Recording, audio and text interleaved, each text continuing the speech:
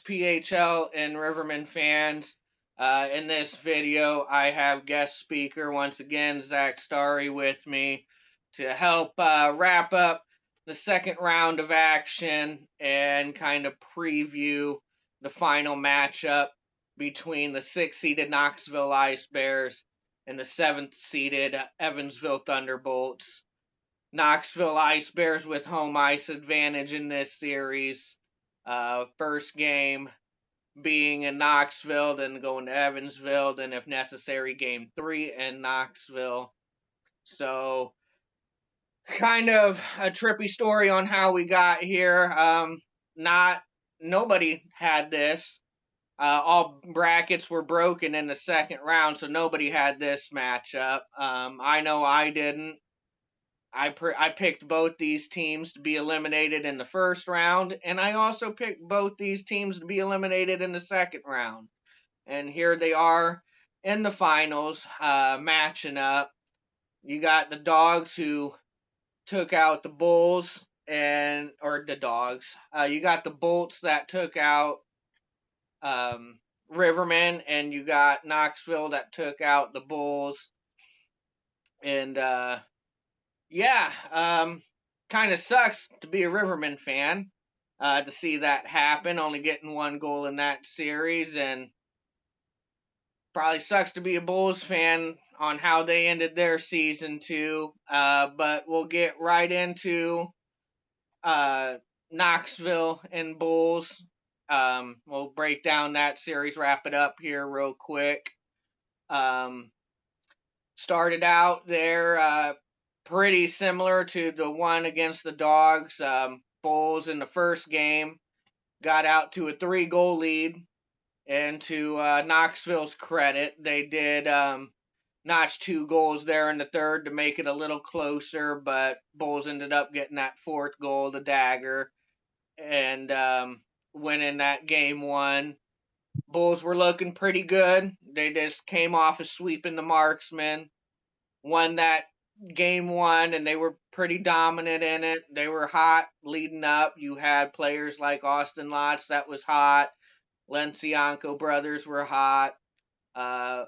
Andrew Ballant was hot. It just seemed like they was going to keep rolling. But obviously Knoxville had other plans and ended up winning a convincing game in game 2 with Austin Lotz at net. And then we go to game 3, the deciding game. And Bulls kind of pull kind of like a wild card there and pull Austin Lotz from that game and decided to start Hayden Stewart, a well-rested Hayden Stewart. And as a neutral observer of that game, really didn't sit well with me to see Lotz get pulled from that third game. He was like I said, red hot. Definitely, this was his series to win or lose, in my opinion.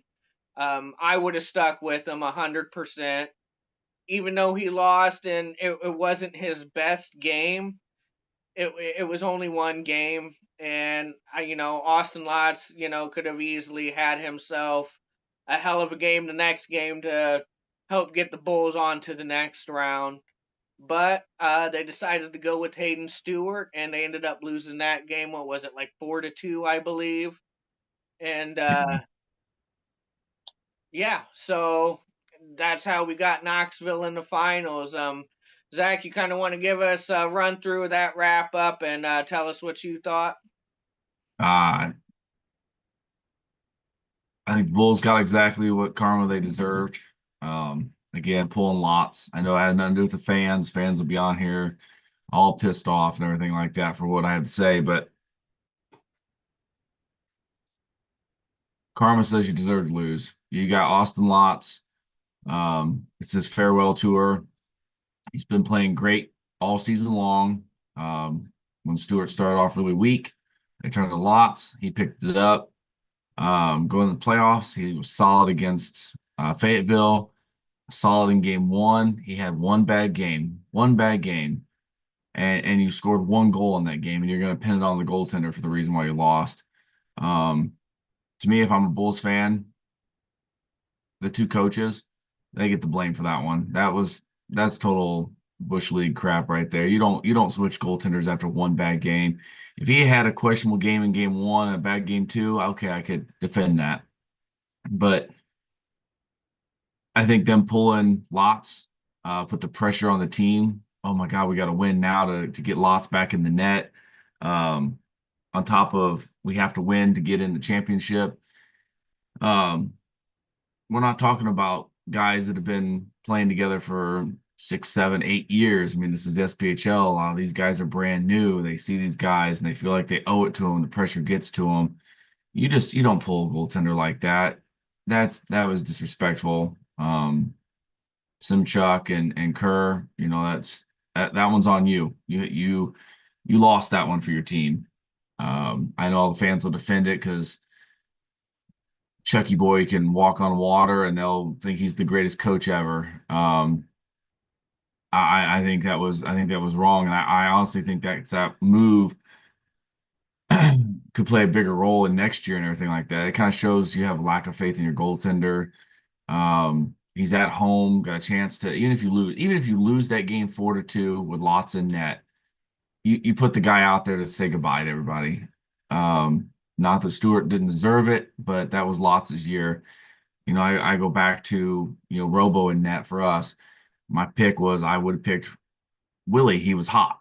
He was coming out of two shutouts in 3 games. I would have picked him, but they went with Robo because that's the genuine thing to do. He kept us in there all year long while Willie was up in the E. I didn't have a problem with that. Didn't have one problem with that at all. We get shut out in game 2 of that series. They went back to him in game 3. Didn't have a problem with that at all. He looked kind of weak in game 3. Um, but it is what it is. I don't fault Robo at all. I mean, he held us in game 1, especially in overtime. You just go with that guy. That could be, Robo's last game with us. I don't fault the coaches at all for sticking with him instead of trying to change things up because you don't know. Willie comes in, he could be cold. And then if you lose that game with the same score, well, could Robo have done it? And I think that's where the Bulls are at right now. It's nothing on Stewart, but he comes in after not playing in so long. And now you go, well, maybe Lots could have done it. Maybe he had that drive in him to get over the hump to get in that championship. It just, the only thing I really got to say about that series is coaching. Coaching screwed the Bulls on that one. You're 2 straight years now. You've won the first game of your series and blown both games 2 and 3 at home to a lower seed. Um, Something's got to be done about the coaching in Birmingham. Yeah, I mean, what do you think there was like a message behind that? Because what would you think the reasoning would be? I mean, look, it's no disrespect to Hayden Stewart. He was goalie of the year last year. He's a talented goalie. I'm not taking that away from the guy. Um, but that was last season. He won that. This is this season. Clearly, Austin Lots held that net down all year long. You get to the playoffs. Like we said, they sweep the Marksmen. They win that game 1 in Knoxville, and he just loses that one game. I mean, I guess I don't understand the coach's message. To And I don't even say he lost that game. If he lets 2 goals in, they still lose that damn game. Their offense was just hibernating all of game 2. And you look at game 3, they went dormant in the first period and dormant in the third period. You can't do that if you're the good team. We'll touch on the next series or the other series next. The same thing. Offense goes dormant. You lose games. We watched Huntsville do it. The offense goes dormant. Your goaltender's not gonna be the one to hold down the door. Maybe if you're Cole Cece, that works. Doesn't work for every team, especially when your team's built on offense and it doesn't score. I mean, we watched those brothers tear it up all season long. They come into the series and where'd they go game 3? Where'd they go game 2? Um, I just think I think it's just really sad coaching right there too. I think a lot of last year came into that decision. They were scared that they would lose game 3. Hayden looked really slow and sluggish in game 3 last year. And so well, shoot, let's change it up and put another goalie in there and not suffer the same fate. Um, not only do you suffer the same fate, but now you kind of spit in the face of a really good goalie who played there a long time, is well beloved, and is a really good goalie. I might be too close to it, being a goalie and all that stuff, and having met lots and seeing how nice of a guy he is off the ice. Um, Maybe none of them have a problem with it, and there might have been something else to it. But from the fans' point of view, that's terrible. Terrible call, and they lost because of it, I think. Yeah. And, even going back to the first round, Knoxville taking down the Dogs again after they lost pretty handedly in that game one. They go into Roanoke, where obviously, Roanoke does have a home ice advantage in that arena and that crowd. Maybe the same is not as true in Birmingham. The crowd isn't like it is in, say, like Roanoke or something like that. But do you think, you know, I don't know if they kind of just fell asleep or was looking past in that game two and maybe put too much pressure on themselves on game three, but can you kind of speak to the home ice That I mean advantage? that could be. There is no home ice in Birmingham. They've got some passionate fans that show up there. They've got some good people that show up there, but they don't pack that stadium. I mean, there was a guy from the Havoc that went and got group tickets, got a group deal of tickets to sell to all the other Havoc fans to go down there and root for Knoxville. How do you do that? How do you do that as an organization? Sell tickets to not only a rival, but a rival that's going to come down and root against you. Um, there's no home ice in Birmingham. They win because they're good. They don't win because of the atmosphere. Um, I think that just it speaks to players getting into it when the moment gets big and that crowd's behind you, it kind of makes everything kind of go silent and drift away.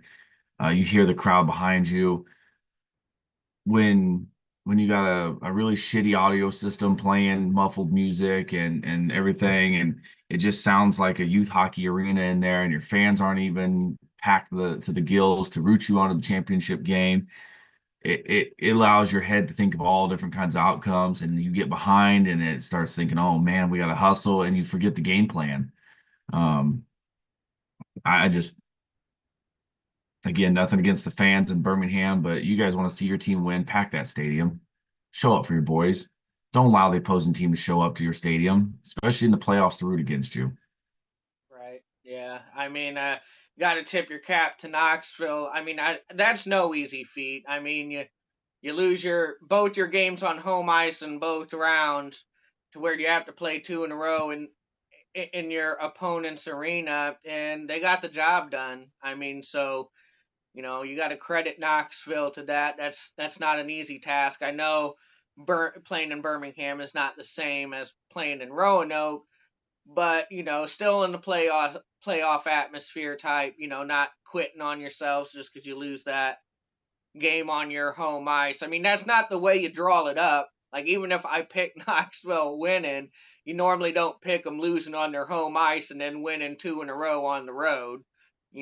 So you got to credit Knoxville. They again, that'll give your fans a heart attack. It's not the way they want to see it, but that seems to be their mo. We drop game one and then we kick your ass in game two and game three.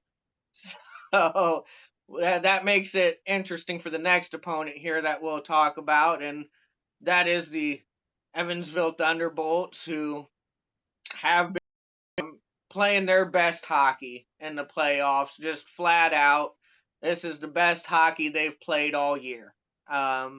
Again, from Havoc to the Rivermen,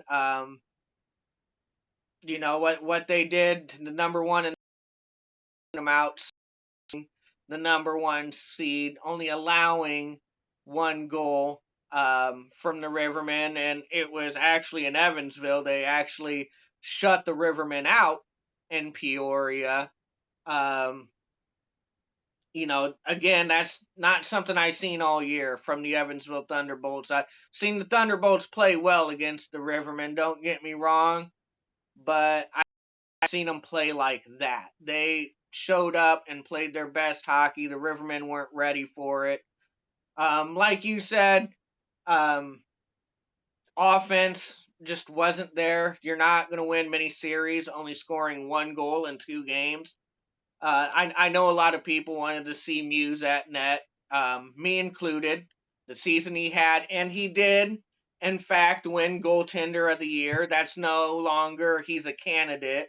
It is official. He did win goaltender of the year, so congratulations to Kobe Muse.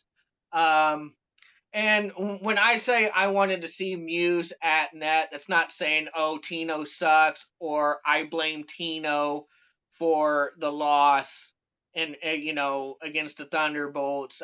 That's not saying that at all. Like just like anybody else, logically, I want to see the guy that won goalie of the year and that's been with us, get that opportunity in the playoffs. It's not saying Rivermen still win or Rivermen, whatever. You don't know what happens with Muse at that net, but you still, it's kind of heartbreaking that the goalie of the year award winner doesn't even get to see the net in the playoffs, not one time. I know he had it, with Storm, but I do believe he was healthy enough to play against the Thunderbolts. They just decided to go with Tino, and honestly, I think they would have stuck with Tino uh, all the way. The finals. That's the way it was trending and looking. So, I don't know. Like I said, I'm not trying to disrespect Tino. People thought I was. I get that he raised the cup. I love him to death for it. Um, but again, I just really would have wanted to see Muse play. But it doesn't matter. Like I said, Thunderbolts showed up. They did their job. They did their job against the Habs. They definitely did their job against the Rivermen, and they got momentum on their side. And now they are facing Knoxville. So why don't you tell me what you thought of the Rivermen and Thunderbolt series? Total shocking. Didn't even see that coming. Not in 100 years. You couldn't have told me you came back from the future and saw them winning, and not for a minute, and especially not the way they did it. To totally dominate Peoria in Peoria, 2-0, easy shut the net down in Peoria. That was phenomenal. And not just CC, but credit to the whole Peoria. I can't remember if you mentioned it, but it was 7 shots through 2 periods against the hottest team in the league. Number one offense in the league. Right. You look at the categories, they got a Riverman leading the stats on almost every category. Mind blowing. And then in game 2, it just didn't feel like Peoria hockey. It was like, okay, it's a setup. They're going to come back in the second. Oh, they're going to come back in the third. After that no goal, I was like, oh, that's going to piss them off. They're going to come back. And they got a lot of shots, got a lot more shots there in game 2, but they never could get the net. And, credit to the defense for letting CC see those shots. Credit to CC for making some big, huge saves when it needed to be. I think the big thing from that series, maybe Peoria looked too far ahead, thinking that we beat these guys all the time. But the defense didn't play normal Riverman defense, and they lost because of defense. But they weren't blocking the shots that Peoria is normally used to blocking. The D usually throws in front of it. And it might be a change in goaltending. What we talked about in Birmingham is kind of the opposite in Peoria. They ran the hell out of Muse all year. Muse is known for giving up huge rebounds and juicy ones, and he doesn't control them very well. He's got to play a little different. So they try to eliminate the shots from even getting to him. Tino's a lot more of a vacuum. He'll suck them up. So the defense can kind of sit back and kind of play a little more comfortable. Those shots on net eventually amount to something. The 2-on-1 that everyone talks about, the defense did the right thing. He took away the passing lane and let it be a 1-on-1. But where's your other defenseman at? You can't put that on Nick. It's a 1-on-1 every hole. You just kind of guessing and hoping that you're following and tracking it right on that. Tino didn't lose this series. The defense didn't lose this series. I mean, the defense gives up three goals. Three goals. You don't count the empty net goals. They give up three goals. Offense gets one goal. You got Ernst, who led the league in penalty power play goals. Pretty much just not even show up to the games. He just brought his bag in and sat there, I think, the whole time. Bears guys, where are you at? Where they put a C on your chest four times like this, and the offense just goes vacant. Like I think the Blues came back down, sold the offense again because shit, they were gone. Um, yeah, I had to throw that in there after that Yeah, post. But I no, got your dig. I got your dig. um, but I mean, it wasn't. It's not meant to be a bash on Riverman for that. It was just what happened. That was not Riverman hockey. The game, the series cities, that was Riverman hockey. They didn't dominate, but their offense controlled the game. They kept the lead after being down 3-0.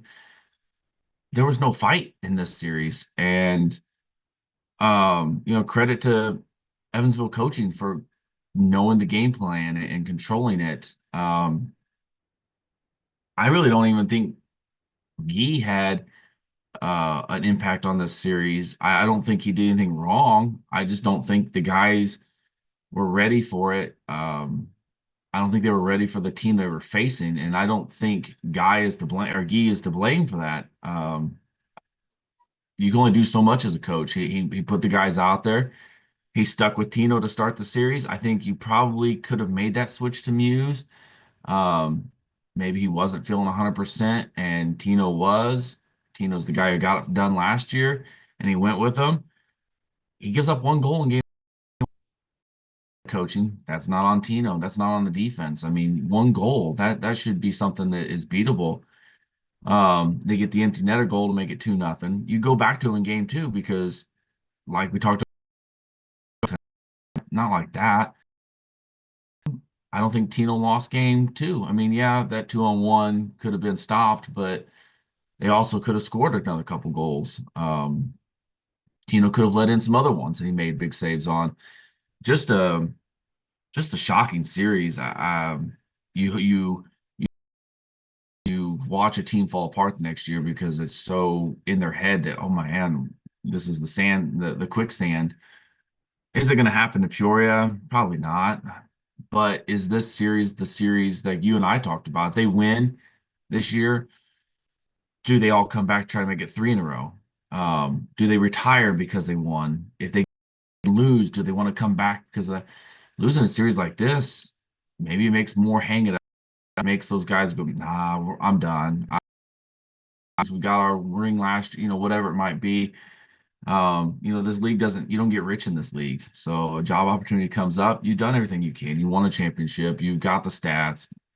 You're not going to the NHL. Not that Gee can't find great talent and maybe this was the either way, the curse is real in the President's Cup. I don't care what anyone says. Um it's just shocking. You can't really say that it was this went this way, that went this way, like you can in the Bulls series. It was just like, where did this offense go? It was shocking, shocking. And maybe it's not the Ribbon's fault. Maybe we're looking at it as, blame the Ribbon. Evansville shut Huntsville down. I mean, we got one goal in regulation through two games against them. Got the overtime goal, but then period of that game three. So that could just be a good testament to Evansville. And if that's hopefully they run it in the championship against Knoxville. I mean, yeah. Kind of go on a little thing. I think it's a combo of both, right? I think you absolutely got to tip your cap to the Thunderbolts defense and Cole Cece. I don't think it's an accident they only allow 7 shots on goal through 2 periods of play. In I don't think that's an accident at all. Kind of like what you said. I don't. Gee can only do so much, and he said it himself. To put it bluntly. the forwards didn't show up. I mean, you got Carlos Forneris, Alec Bear, Jordan Ernst, J.M. Pietrowski. I mean, these are names that need to show up in the playoffs. And these are guys I've absolutely loved all season long. I still love them. You don't know if they're coming back for another season, so that's why I really hate this for them. I really wanted to get that from in 3 and 4 years going back to back. I mean, not that they didn't leave a bad legacy, but man, what a legacy that would have been to really put a stamp on like a Riverman dynasty, back to back in 3 and 4 years. And that's a hell of a way to go out. But, that's how hockey's not played on paper, it's played on the ice, and it don't always go your way. You don't always get the fairy tale ending. You got to show up and you got to play, and those guys quite simply didn't. I was disappointed in Carlos Forneris, especially in that second round, taking a stupid penalty and getting suspended for game two, right there in the last minute. Like I said, I wanted to see more out of Alec Bear, but I don't even want to hang it on him because, he was probably our best playing forward, Zach Purcell, who just joined the team. But like what you said, outside of game one, where was Ernst? Where was JMP? I mean, Ernst led the league in goal scoring, and he led the league in power play goals. We needed his shot. I mean, Jordan Ernst was the reason we came back in that game one versus Storm. He got the scoring going, and he got the game-winning goal in overtime. So you could credit Ernst for that first win against the Storm. And like what you said, the offense was a little bit more sharper. They weren't outstanding, they weren't exceptional, but they did their job, a good enough job to win. Coming back in that, the defense played well in Quad Cities. They were blocking shots. They were getting in front, of the puck, passing and shooting lanes with sticks and bodies. I just didn't see that in Evansville. They were more passive, more tense, and I didn't understand that the whole time I was watching game one. Where's the aggression? Where's the intensity? Like, what the hell am I watching? Like, and that's not to discredit Thunderbolts. I'm really not trying to discredit them. They did what they needed to do. They executed. CC stopped the shots he needed to stop. I really don't want to take nothing away from him, but it's just like, dude, you guys, for lack of a better term, completely shit the bed in Peoria. Flat out, you did. I mean, and so I like the way they came out in the first period against the Thunderbolts. They were more aggressive. They did get that first goal to get the 1-0 lead. But then, I kind of seen a familiar sight, and it's like, why? You're just winning 1-0. You thought it was done after that, but how they kind of fall back in their shell and play not to lose instead of staying aggressive. And it's just like, guys, like, what are we doing here? You're best here. We've seen this literally all year, and now all of a sudden it's like you want to try something different. I don't know. It was. It comes down to, I think, a change of attitude. Your two best competition just left. Havoc and Dogs just got bounced out of the first round. It's a change of attitude. It's a change of game plan. You're playing against the 7 seed that you whipped the shit out of last year. Cut you flat-footed. And game one, I mean, you think you're at home, it's going to be a cakewalk, and Evansville gets a goal and holds on to the lead, and CC didn't really have to game. You can't put that on, oh, well, CC stole that game. Like, Havoc can say in game 3, CC stole that game. I mean, we put everything at him, and he was making save after save. Riverman didn't test him in game one, and then in game two they did, but no more than what he's used to.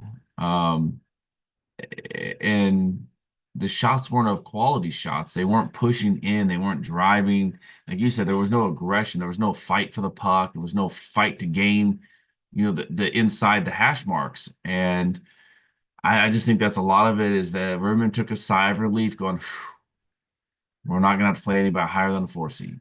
And we've whipped everyone's ass. Knoxville got us, but they're the only ones.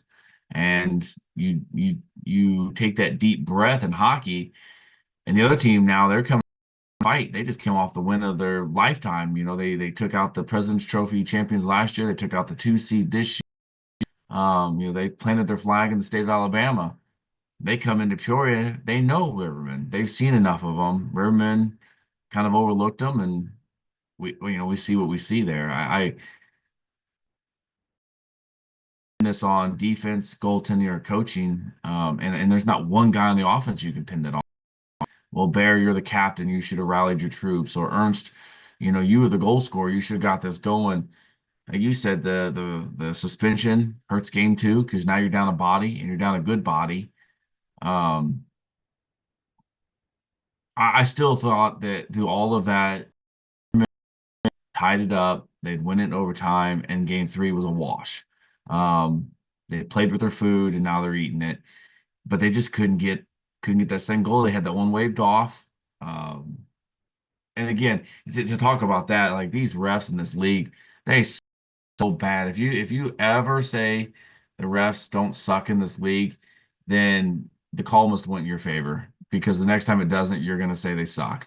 We got two refs in the playoffs, and neither one are in position to see if that was a goal or not. Like you call it a no goal, you'd be adamant. Nope, no goal. You don't sit there and go, well, let's go check review. You weren't in position. That's why you second guessed yourself. This league's got job of putting referees on the ice that are going to play the game and call it the way it should be called, not call this call and not call that call, not miss this call. I mean, we talked about the Rivermen are notorious for knowing how to get you behind the play. While that referee's in front of you, he won't see the call, nothing will get called. You put a second ref in there to trail, so many penalties in this league, you would speed the game up so much faster because people wouldn't be down the injuries. But you got to put the right refs in there. This should not be an experimental league. That's what the Fed should be for, and the best of the Fed should come up to the.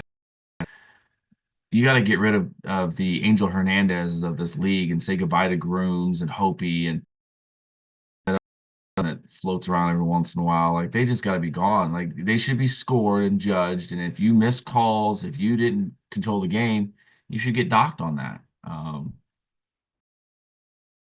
It's that's got to be better. The league has got to do better for that. I mean, we pay all this money, the teams pay all this money. What do we get out of it? We get bad refs, no replay, no expansion. This league, we were sitting with the same teams now for what, 8 years, 9 years, something like that. Like we had one team come in that they just rushed into here without checking out the background and staying up on them. And this league, it's got to do better. I know it's a side tangent of this playoffs, but it just needed to be said. Yeah, yeah, and going off on this tangent, like you said, I absolutely agree 100% with everything you're saying, and that's not me blaming the refs for this loss. Like I said, Riverman earned this series loss, but again, like what you said, to me, I never expect perfection, especially in the SPHL.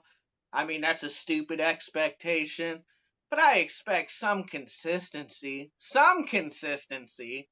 It's like you get no consistency. It's just one period, they call everything. The next period, you go up and you could punch a guy in the face right in front of the ref, and he's like, yeah, I'll let it go this time. And it's like, you sneeze on it. Oh, we'll give you a double minor for roughing there. And it's just like, you guys are clowns. You are straight clowns. Don't know how to call a game.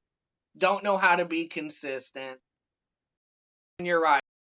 does got to get better. But anyways, yeah, moving on from that, like I said, just yeah, really it was the lack of urgency and intensity and just Riverman not executing and not showing up. I like coaching, you know, Gee gave him the keys, but they got to drive. You know, they got to do it themselves. Gee can't do it himself. The goaltending, like I said, maybe is it different if Muse provides a spark to the offense or an added boost, or we'll never know that. And again, that's not a slight at Tino at all. I have nothing but respect for Tino and admiration and what he did, especially last year raising the cup. But again, that was last year. This is this year. And like I said, if Muse is healthy and he earned an opportunity to be in net, in my opinion. But it didn't work out that way, unfortunately. And credit again, just like you credit Knoxville, you gotta credit Evansville because they don't give a shit about any of that. They did their job, they showed up, they executed, and now they've earned the right to play the Knoxville Ice Bears in the President's Cup final. So you just gotta move on. If as a Riverman fan, as even a Riverman player, if you're coming back next year, you just got to put that away and move on and learn from it. And no, you can't just sit back. You got to go out there and earn it. It doesn't matter what the odds say. This game isn't played by odds makers and on paper. It's decided by you on the ice. You got to job and execute. If you don't, the other team's moving on. Plain and simple. And that's what happened. And yeah, now we got this Knoxville Ice Bear 6 seed and Thunderbolts the 7 seed. I don't know. You might know even more than me, but like I said, I know 8 seeds have moved on to the finals before. And I don't know if maybe they've won, lost. I don't know. I can't always keep track of all. But I don't think any team out of the top, like a top 5 teams, never made the finals. I don't know if that's ever been a thing. Do you know if any team outside the top 5 like has it? Not both in the same year. Yeah. Not that I remember. Not as far back as I started paying attention to the S. Um, we've had some, I think 3 and 4s. I know 2 and 3s. Um, last year we had the 2 and the 5. We've had a 3 and an 8 the year first won it, but there's never been anything below a 5 going together, which is shocking. It's very exciting. Um, we're looking at a team who can't win at home versus a team who can't lose at home. A team that can't lose on the road versus a team who has went into the number 1, number 2 seeds barns and shell shocked them. It's going to be you can't look at the oh well they play better here, they play better here kind of thing. This series is going to be it's going to be a toss up until game 1. We can sit here and speculate all day long.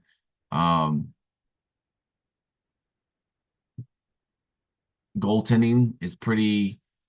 I'm not going to say the same because Cole Ceci has torn it up this year in the play, but Dinger has looked lights out except for game 1 against Roanoke. I think was the one that looked bad. I know they let 3 in game 1 against Birmingham. They hit the empty netter, but I don't think he looked that bad in that game. But games 2 and 3 in both series, I mean, that dude learned how to brick it because he was a wall. CC has been a wall in every game. There hasn't been a game that CC has looked human in this playoffs. To me, I think the series comes down to whose offense is going to be able to break through. Right now, I give the edge to Knoxville. Um, I know we've talked about this, and we actually, the first time in the playoffs, are picking different outcomes. I'm going to go with Knoxville. I'm giving you guys the kiss of death. So Chris Green, Brooks, you have my stamp on your team, and I think it's Dinger is a good enough goaltender to hold the fort down. They've got a good defense. And that offense has been scoring goals, and not just one goal, two goals like Evansville has. They're putting five, six goals up. A team catches up to them, they put more goals on. Um, They you know, score in bunches. right. And the added bonus is they've got three Havoc players on them. So, I'm rooting for them for that.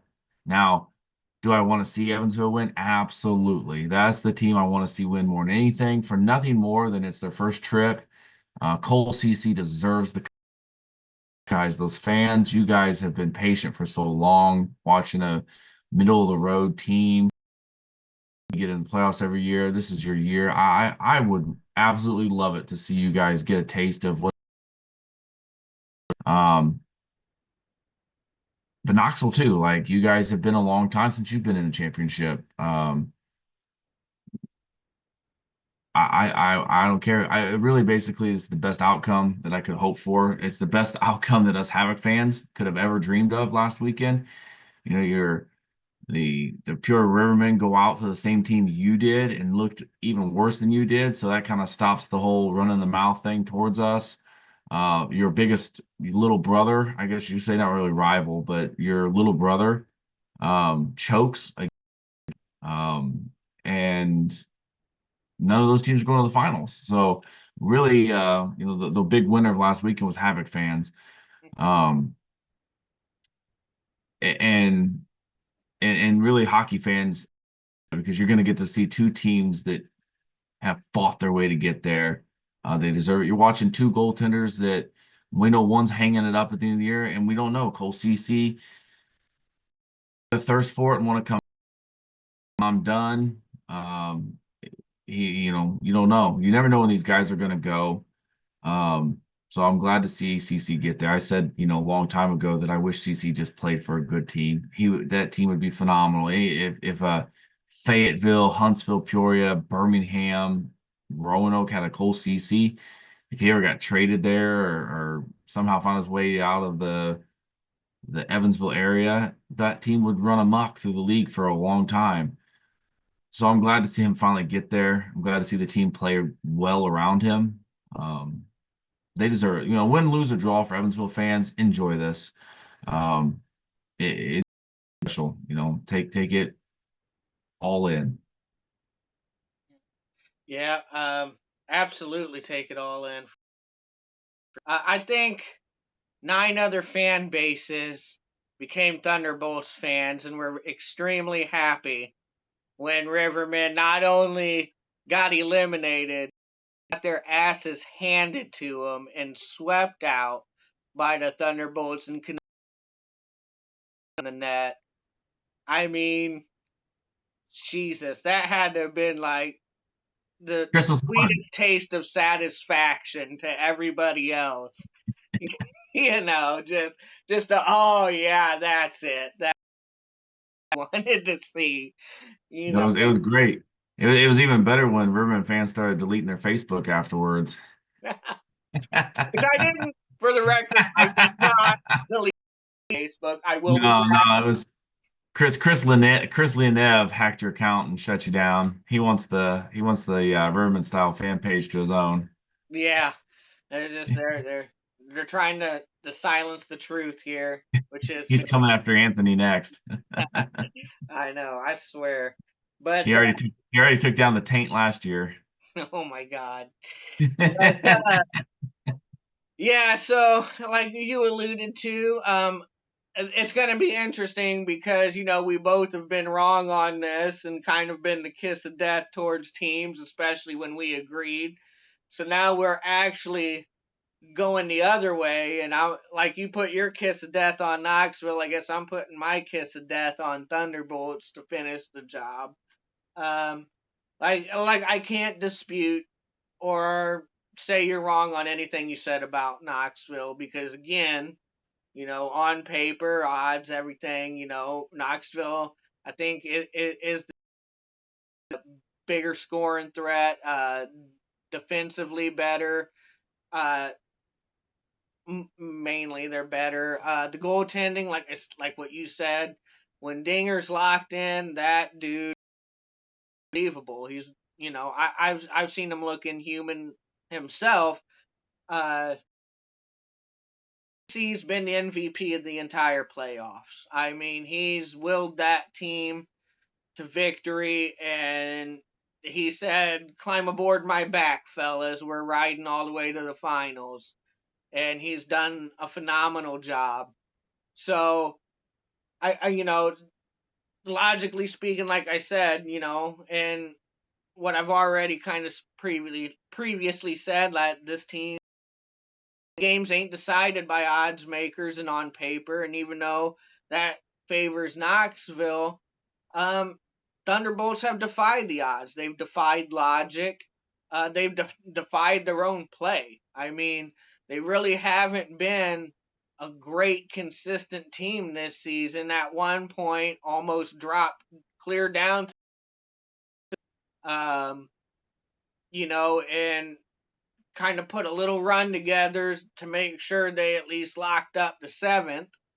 So it's not like they were just playing outstanding hockey coming in.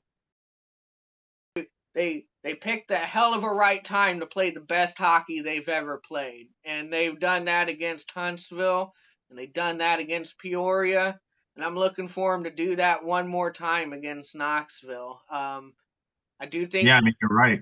I Knoxville have been red hot on the offense in the playoffs, but watched Evansville shut down the red hot regular season offense in Peoria. So, um, I really think it's anyone's series going into game one. I think after you're going to kind of figure out the series. I don't think it's going to be a close outcome in game one. I think one team is going to dominate one way or another. Now, the score could be close, but I think you're going to see a team either be able to shut you down on their defensive side or a team that's going to be able to run you over on their offensive side.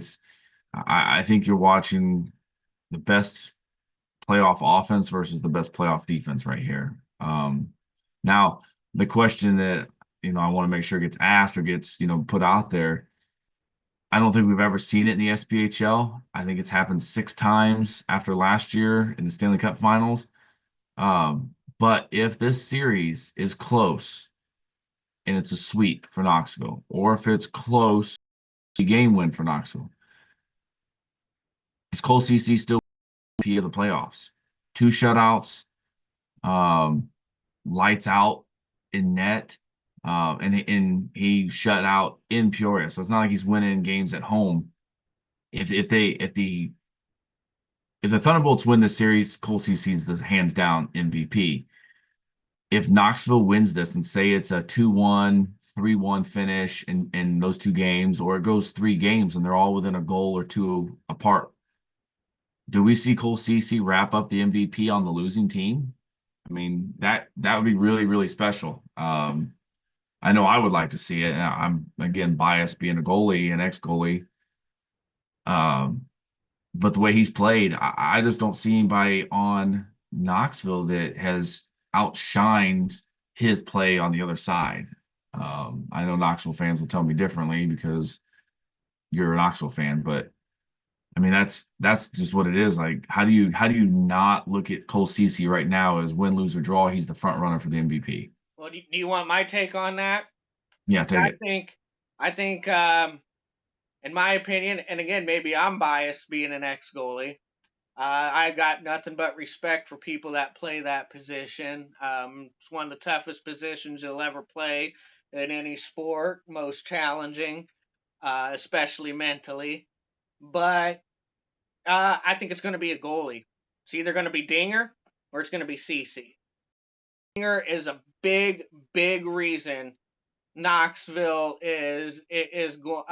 would raise a cup, and obviously CC is going to be, because like you said, I don't think there's been like that one guy on either team that's really just taken over and said, get on my back, fellas, and follow me. It's really been the goalies. Like collectively as a team, both teams have played well. Knoxville has had good offensive games, and again, that's collectively. So you can't give an MVP collectively to an offense. So if you break it down and you got to give it to an individual, I think if especially if it's a sweep for Knoxville, I think you got to give it. And if anybody's gonna win it on Thunderbolts, there is no option two. It's Cole Cece. You know. Right, but here's the thing though, is clearly CC has outshined Dinger. Yeah. I think he's probably got more shots on him and stuff. Dinger deserves it if they run away with this series, but if this series stays close, uh, Could be C.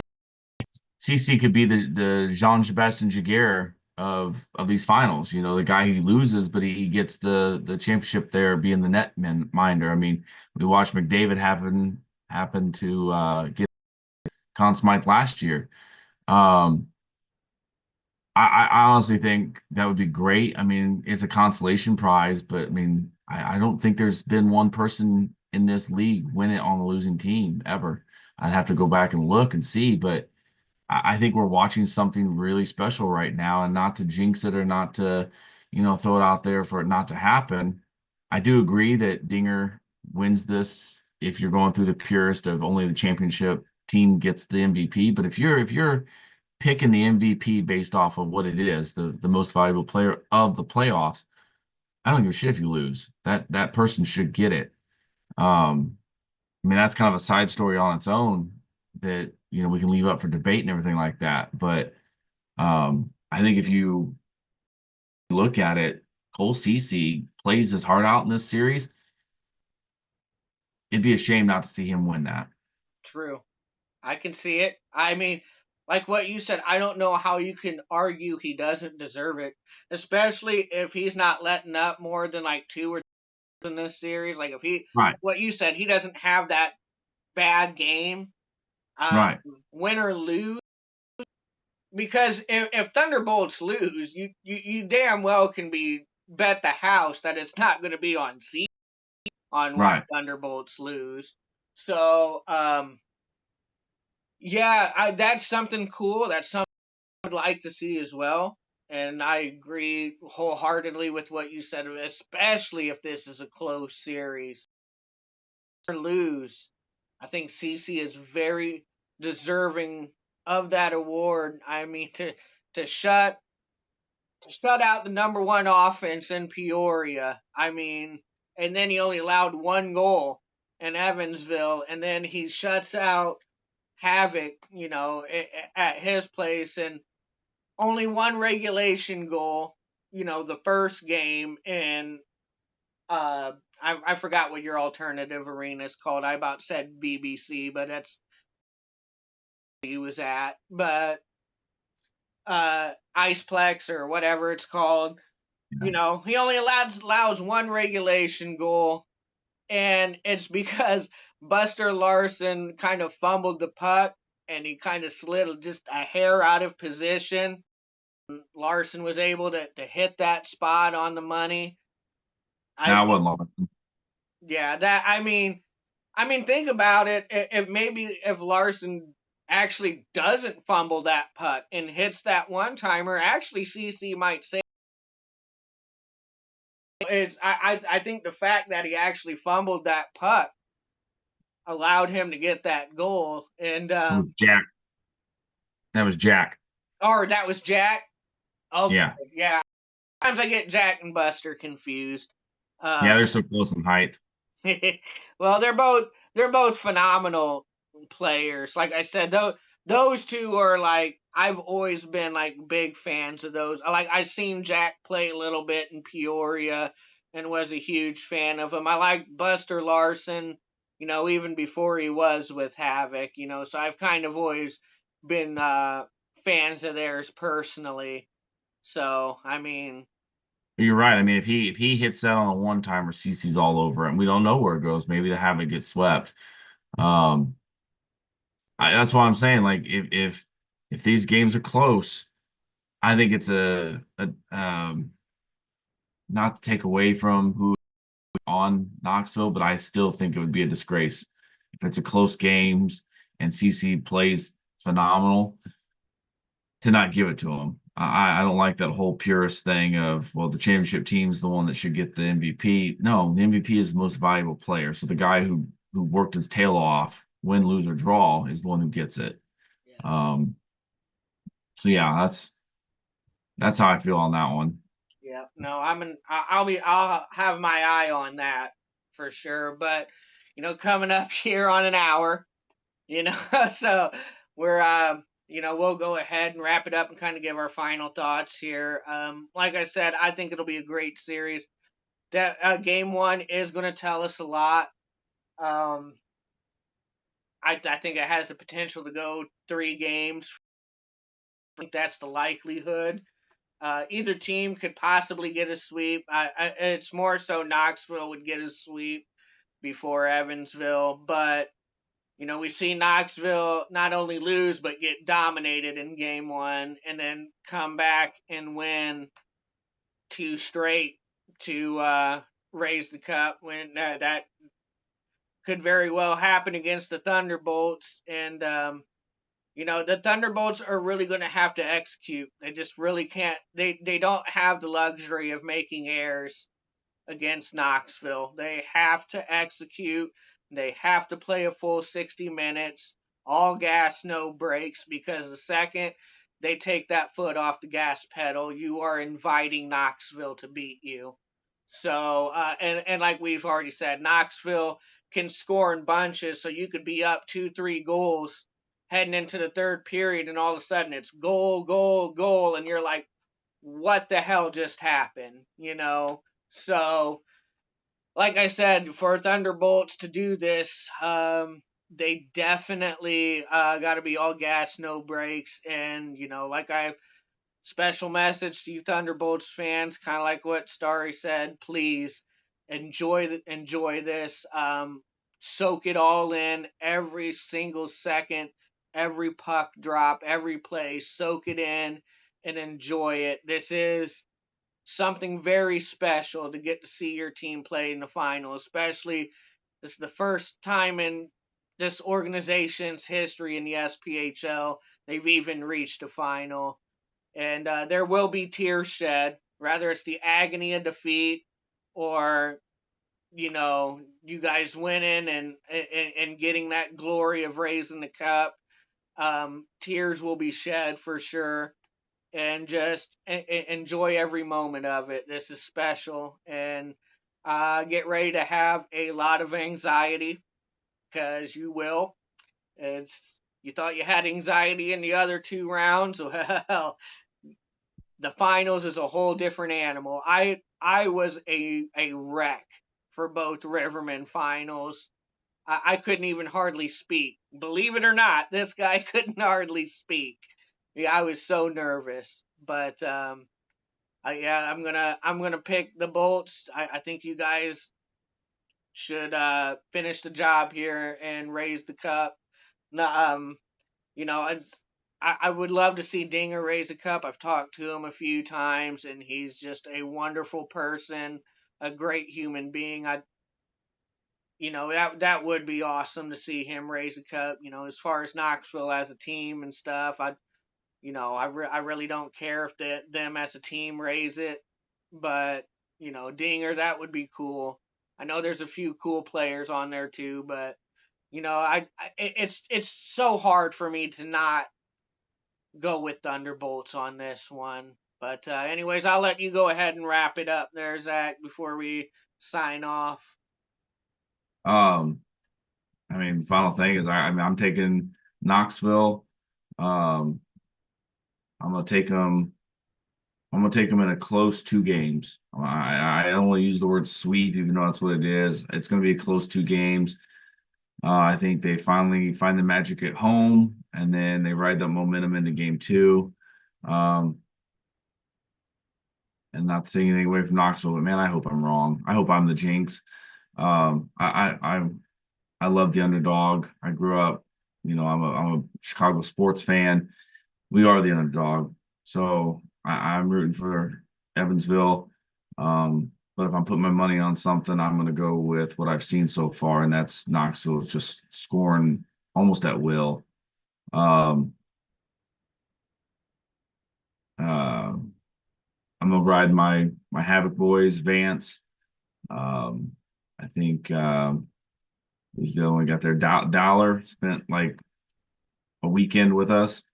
And then of course our boy Finney, who got traded unexpectedly. I mean, some of us probably saw it coming that once we had our guys come back healthy, that someone was going, and he was just low man on the totem pole. He wasn't traded because he was bad or traded because he was a locker room cancer.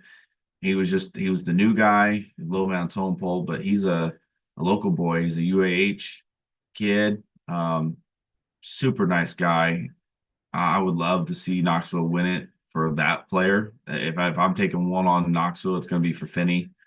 Um, CC for Evansville, of course, but Finstrom is definitely the guy that I think all of us Havoc people are rooting for. We spent most of the year with him.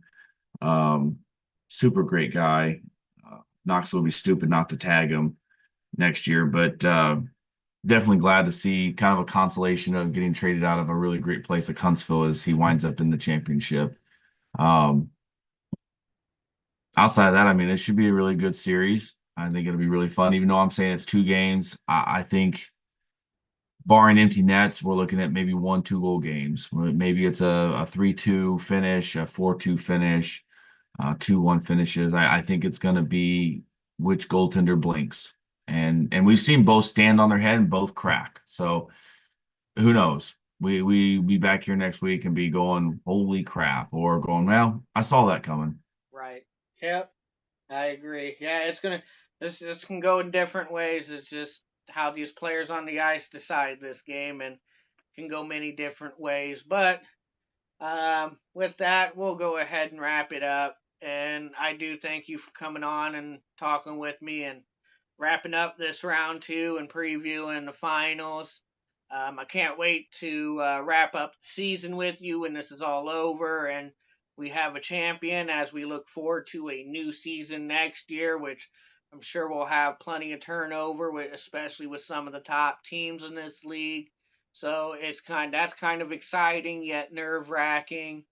So yeah, thank you for coming and talking with me. And I guess I'll see you guys at the next puck drop. And I always keep it Riverman style. Got a tea time to catch. Yeah, yeah. Oh my God.